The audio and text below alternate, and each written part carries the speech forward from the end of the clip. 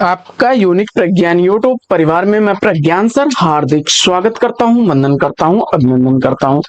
प्यारे साथियों, सुबह के 5 बज चुके हैं। जिस प्रश्नोत्तरी 50 का आप बेसब्री से करते हैं इंतजार, आपकी चहती प्रश्नोत्तरी 50 लेकर के आपके बीच उपस्थित हूं। जैसा कि आप जानते हैं, प्रश्नोत्तरी 50 का मुख्य उद्देश्य आपके अध्ययन का आपको रिवीजन कराना। वन लाइनर शैली में 50 महत्वपूर्ण प्रश्नों को प्रतिदिन सुबह सुबह आप करते हैं रिवाइज। तो इस रिवीजन श्रृंखला से जुड़ने के लिए साथियों, फटाफट वीडियो को लाइक और शेयर, चैनल पर पहली बार हो तो चैनल को सब्सक्राइब करके बगल में बने हुए बेल आइकन से ऑल बटन को प्रेस करना बिल्कुल ना भूलें। तो बिना समय गंवाए साथियों, प्रारंभ करेंगे आज की इस पाठचर्या को। लेकिन उससे पूर्व देखते हैं प्यारा सा सकारात्मक विचार। और आज का मॉर्निंग कोर्स है कि जिंदगी में परेशानियां आपको बर्बाद करने के लिए नहीं आती है मेरे दोस्त, बस वो आपके अंदर की आत्मशक्ति को की पहचान कराने के लिए आती हैं। अपने अंदर की शक्ति को, अपने आत्मबल को पहचानिए और समय का सही उपयोग अगर करना आप सीख गए, समय का सही उपयोग ही एक विद्यार्थी की सबसे बड़ी पूंजी होती है। जीवन में समय का सदुपयोग करना सीख गए तो समझिए कि आधी जंग आप यूं ही जीत गए हैं। तो इसी सकारात्मक विचार के साथ प्रारंभ करते हैं प्रश्नोत्तरी 50 को और देखते हैं आज का पहला प्रश्न।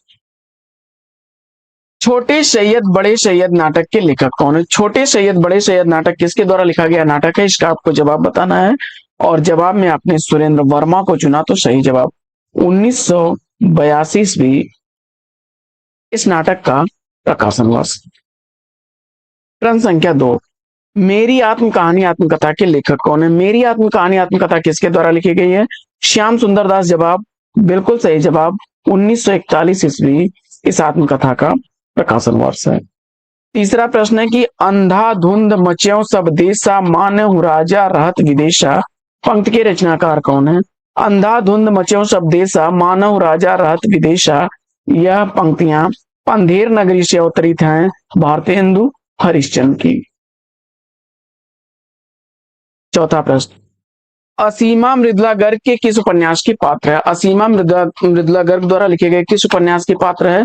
कट गुलाब उत्तर चुनकर के सही जवाब दिया है 1996 ईस्वी का प्रकाशन वर्ष है। प्रश्न संख्या 5, पांचवा प्रश्न है कि विशाख देवी चंद्रगुप्त के आधार पर जयशंकर प्रसाद के कौन सा नाटक लिखा?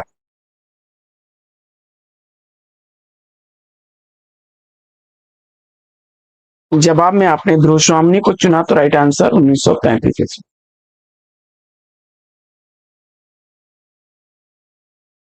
अगला प्रश्न,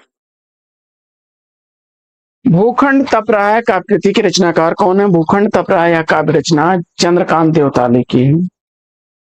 सातवां प्रश्न है कि मधुर स्वप्न उपन्यास के लेखक कौन है? मधुर स्वप्न उपन्यास राहुल सांकृत्यायन द्वारा लिखा गया 1950 ईस्वी का प्रकाशित उपन्यास है। आठवां प्रश्न है कि कामायनी एक पुनर्विचार आलोचना ग्रंथ के लेखक कौन है? कामायनी एक पुनर्विचार या आलोचना ग्रंथ गजानन माधव मुक्तिबोध द्वारा लिखा गया है। नौवां प्रश्न है कि तमाल के झरोखे से निबंध के लेखक कौन है? तमाल के झरोखे से निबंध विद्यानिवास मिश्र जी द्वारा लिखा गया 1981 ईस्वी का प्रकाशित निबंध है। 10वां प्रश्न, रंग दे बसंती चोला नाटक के नाटककार कौन है? रंग दे बसंती चोला नाटक किसके द्वारा लिखा गया है? भीष्म साहनी द्वारा लिखा गया यह नाटक 1996 ईस्वी का प्रकाशित नाटक है।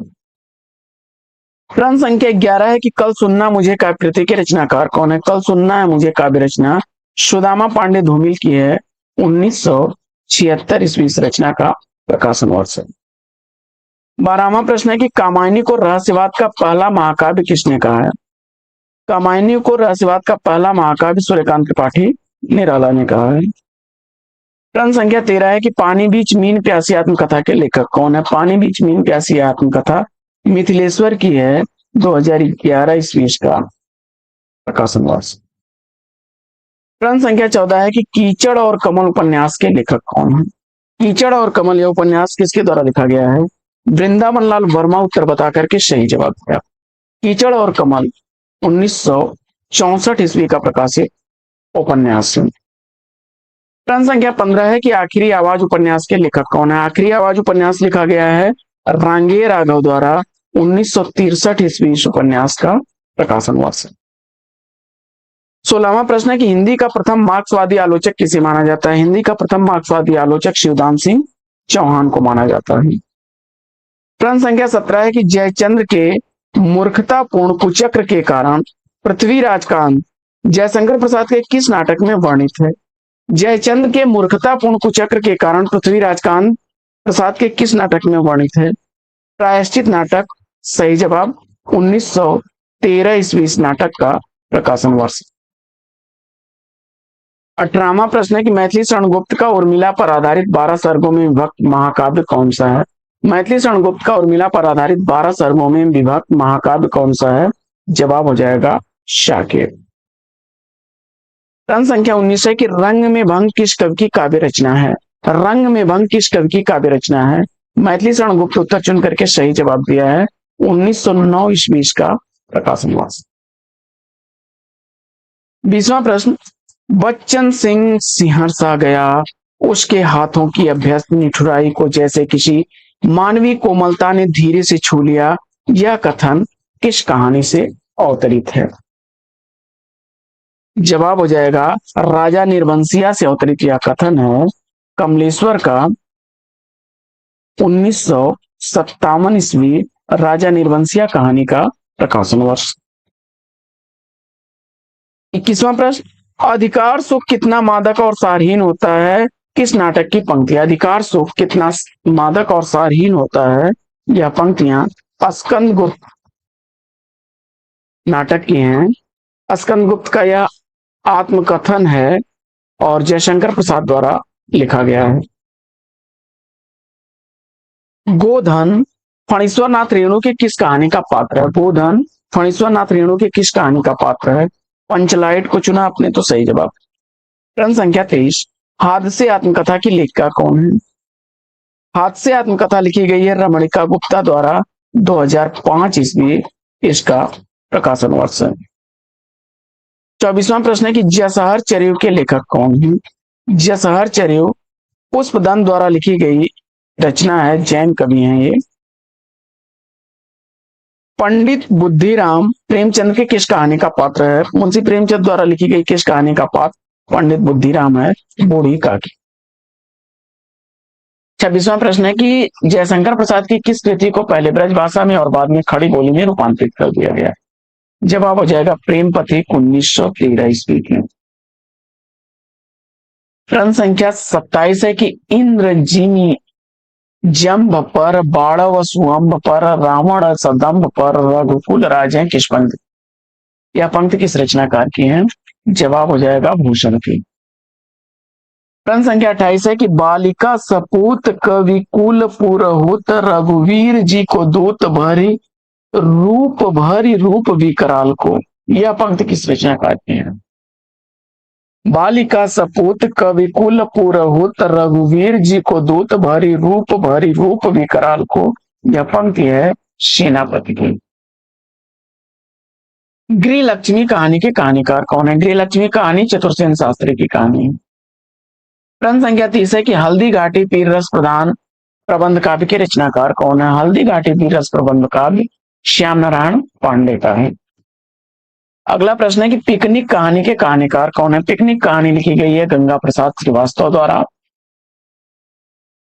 अगला प्रश्न है कि रीतकाल को अलंकृत काल किस इतिहासकार ने माना है? रीतकाल को अलंकृत काल कहने वाले मिश्र बंधु। प्रश्न संख्या 33 है संग्राम और करबला नाटक के नाटककार कौन है? संग्राम और करबला नाटक मुंशी प्रेमचंद्र का है। 34वां प्रश्न है कि फूल नहीं रंग बोलते हैं कृति के रचनाकार कौन है? फूल नहीं रंग बोलते हैं केदारनाथ अग्रवाल की रचना है। प्रश्न संख्या 35 है कि हिंदी का भक्ति काल बाहरी आक्रमण की प्रतिक्रिया है, किसका कथन है? हिंदी का भक्ति काल बाहरी आक्रमण की प्रतिक्रिया है, आचार्य रामचंद्र शुक्ल जी का कथन है। प्रश्न संख्या 36 है कि हिंदी रीति ग्रंथों की परंपरा चिंतामणि त्रिपाठी से चली, अतः रीतकाल का आरंभ उन्हीं से मानना चाहिए, किसका कथन है? चिंतामणि त्रिपाठी को रीतकाल का प्रवर्तक किसने माना है? तो आचार्य शुक्ल ने। रामचंद्र शुक्ल का यह कथन है। 37वां प्रश्न है कि रामचंद्र शुक्ल प्रेमाख्यानक परंपरा का प्रथम रचना किसे मानते हैं? प्रेमाख्यानक काव्य परंपरा की पहली रचना मृगावती को मानते हैं, कुतुबन की। 38वां प्रश्न है कि सुजान चरित की रचनाकार कौन है? सुजान चरित कविसूदन की रचना है। प्रश्न संख्या 39 है कि उनकी विरह ताप की अतियुक्तियों में दूर की सूझ और नाजुक ख्याली बहुत कुछ फारसी शैली की है, शुक्ल जी का कथन किस कवि के संदर्भ में है? जवाब हो जाएगा रीत सिद्ध कवि बिहारी के। प्रश्न संख्या 40 है कि खडऋतु वर्णन कृति के रचनाकार कौन है? जवाब हो जाएगा ग्वाल कवि। अगला प्रश्न है कि कर्म योग पुण्य ज्ञान उपासन सब ही भ्रम भरमायो किस पंक्ति के रचनाकार कौन है? तो भ्रमर गीत से अवतरित यह सूरदास की पंक्ति है। 42वां प्रश्न है कि नागरी पचारणी सभा की स्थापना कब हुई? नागरी पचारणी सभा की स्थापना 1893 ईस्वी में हुई। ज्ञान बोध व भक्ति विवेक के रचनाकार कौन है? ज्ञान बोध और भक्ति विवेक मलुक दास की रचना है।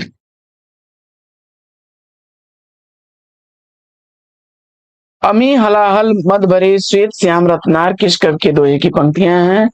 तो यह रसलीन की पंक्तियां हैं। कामायनी को छायावाद का उपनिषद किसने कहा है? कामायनी को छायावाद का उपनिषद कहने वाले शांत प्रिय त्रिवेदी जी हैं। किस रचना को छंदों का अजायब घर कहा जा सकता है? तो आचार्य केशव की रचना रामचंद्रिका को छंदों का अजायब घर कहा जाता है। किशनगढ़ के भक्त कवि महाराज सावंत सिंह साहित्य के क्षेत्र में किस नाम से जाने जाते हैं? महाराज सावंत सिंह साहित्य के क्षेत्र में जाने जाते हैं नागरीदास नाम से। नागरीदास किशनगढ़ के थे। हिंदी साहित्य के आदिकाल को बीज वपन काल नाम किसने दिया? हिंदी साहित्य के आदिकाल को बीज वपन काल नाम देने वाले महादेव प्रसाद द्विवेदी हैं। प्रश्न संख्या 49 है कि रबर या केचुआ छंद किस कवि की कविताओं को लक्ष्य करके कहा गया है? रबर या केचुआ छंद सूर्यकांत त्रिपाठी निराला की रचनाओं को लक्ष्य करके कहा गया है। हिंदी साहित्य में मार्क्सवाद चेतना की अभिव्यक्ति जिस काव्य धारा में देखने को मिलती है उस धारा को क्या कहा जाता है? प्रगतिवाद कहा जाता है। साथियों, यह पाठचर्या कैसी लगी कमेंट्स करके जरूर बताइए। आज की इस पाठचर्या में लेते हैं यहीं पर विराम। फिर मिलेंगे आपसे अगले वीडियो में एक नए प्रश्न, एक नया टॉपिक, एक नए अंदाज में। तब तक के लिए लेंगे आपसे विदा। आपका जीवन मंगलमय हो। बेस्ट विशेष बेस्ट आप। जय हिंद साथियों।